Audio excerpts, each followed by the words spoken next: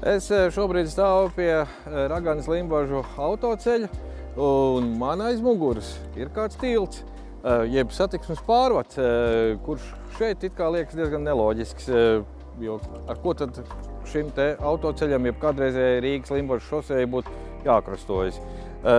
Krustošanās notika, tas bija pasen, jo tas bija tā dēvētais Rīgas Rujienas dzelzceļš.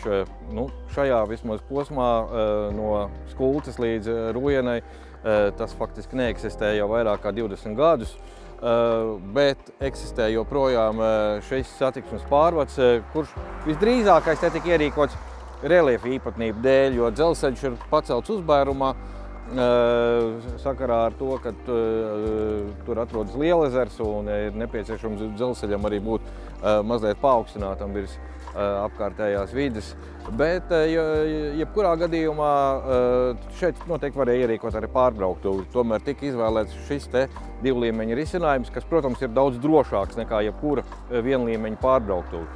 1933. gadā tika uzsākta šī, varam teikt, pārvadu būvniecība, toreiz to sauc par viaduktu, un nākamajā gadā, 1934. gadā, tas tika pabeigts, tāpat kā dzelzceļš līdz Limbažiem tika atvērts vispārējai lietošanai. Viena diezgan liela neērtība bija sakarā ar šo satiksmes pārvadu.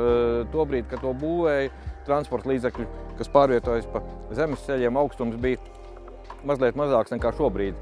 Tas ir, tātad tur varēja izbraukt zirgu pajūgi, tur varēja izbraukt arī automobīļi, bet ne augstāki par 4 metriem.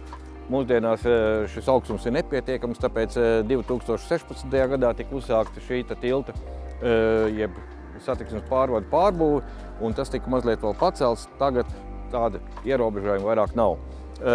Kāpēc tas ir palicis joprojām? Tāpēc, ka dzelzceļa vietā kopš 2003. gada, kad tika nolēmts to pilnībā izjaukt, pēdējos gados ir ierīkots zaļais dzelzceļš, jeb zaļais ceļš, pa kuru var pārvietoties velosipēdisti vai vienkārši doties pārgājienā uz Limbažiem, piemēram, pēc no Lādes. Un tāpēc šis divlīmeņa krustojums joprojām faktiski ir arī funkcionāls, un es domāju, ka arī ilgu laiku tas stāvēs, jo tagad ir atjaunots un nodots pareizai lietošanai.